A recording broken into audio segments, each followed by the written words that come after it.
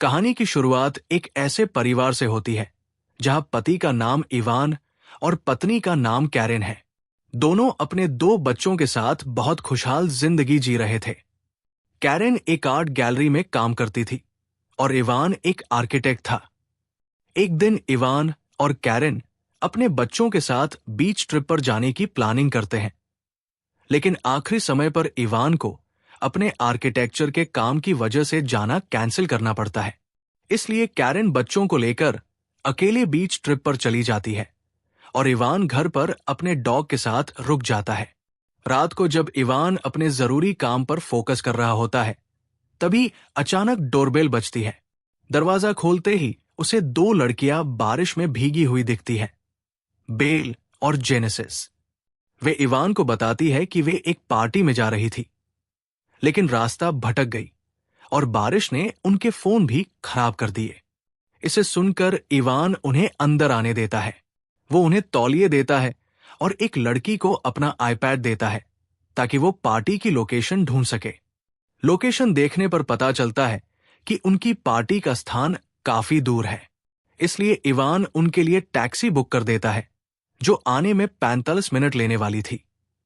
बारिश में पूरी तरह गीली होने के कारण दोनों लड़कियां इवान के घर का बाथरूम इस्तेमाल करती हैं और फिर इवान के पास आती है, जो उनके लिए कॉफी बना रहा होता है।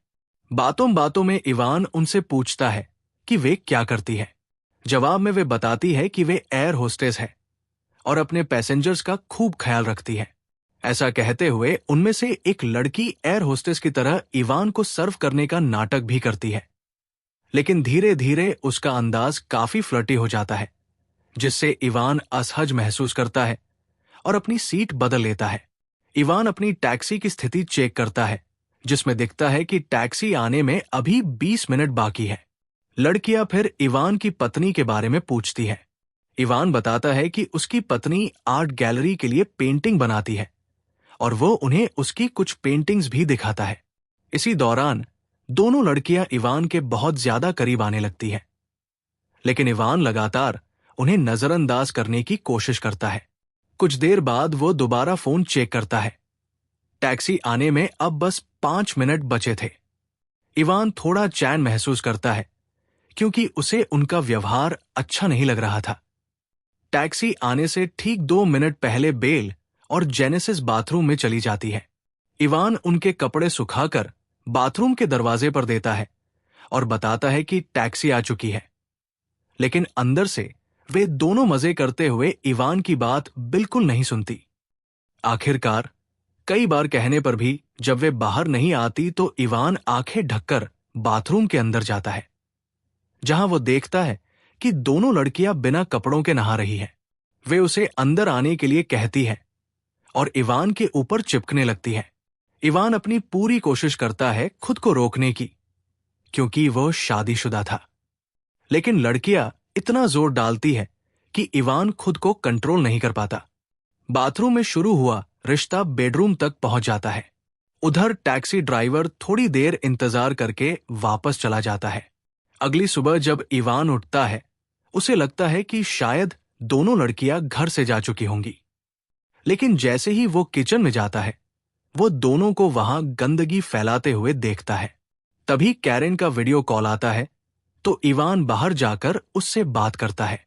कॉल खत्म होने के बाद इवान गुस्से में लड़कियों को कहता है कि कपड़े पहनकर उसके घर से निकल जाओ, लेकिन कुछ देर बाद वो देखता है कि वे उसकी पत्नी की बनाई कलाकृतियों को नुकसान पहुंचा रही है।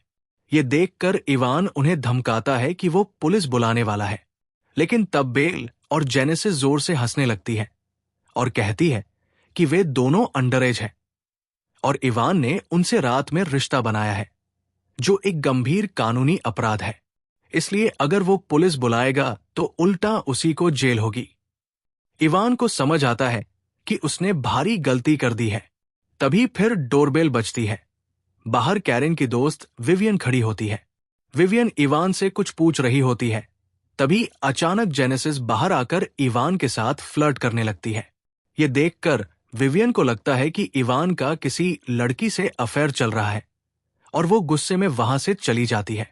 इवान तंग आकर सच में पुलिस कॉल करने लगता है।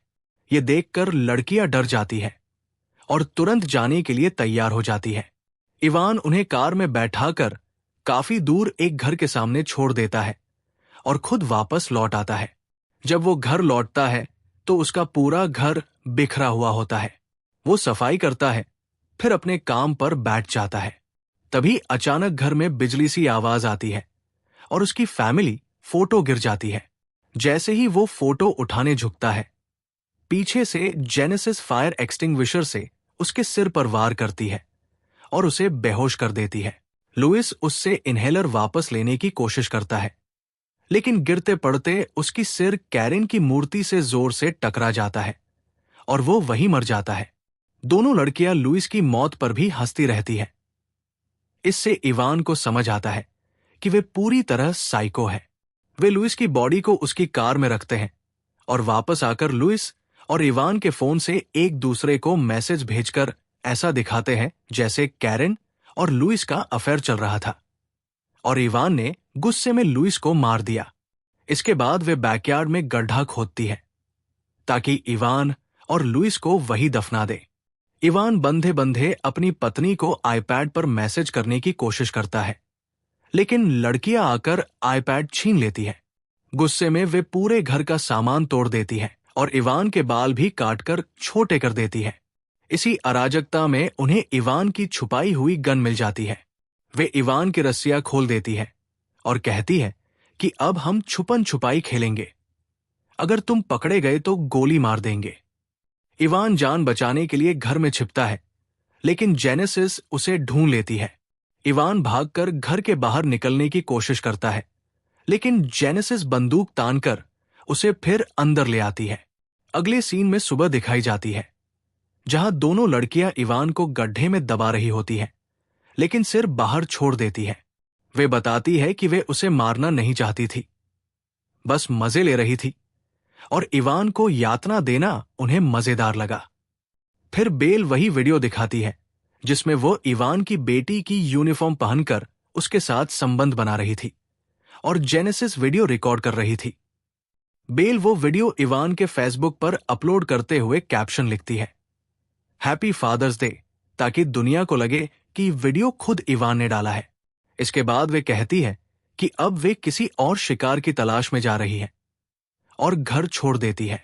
गड्ढे में दबा हुआ इवान वीडियो डिलीट करने की कोशिश करता है, लेकिन गलती से लाइक दबा देता है। कुछ घंटों बाद कैरेन बच्चों को लेकर घर पहुंचती है और इवान की हालत देखकर कुछ समझ नहीं पाती। उसे लगता है कि उसके जाने के बाद इवान ने अपने दोस्तों के साथ पार्टी की होगी, और वहीं से फिल्म खत्म हो जाती है। यह भी नहीं बताया जाता कि इवान जिंदा बचा या नहीं,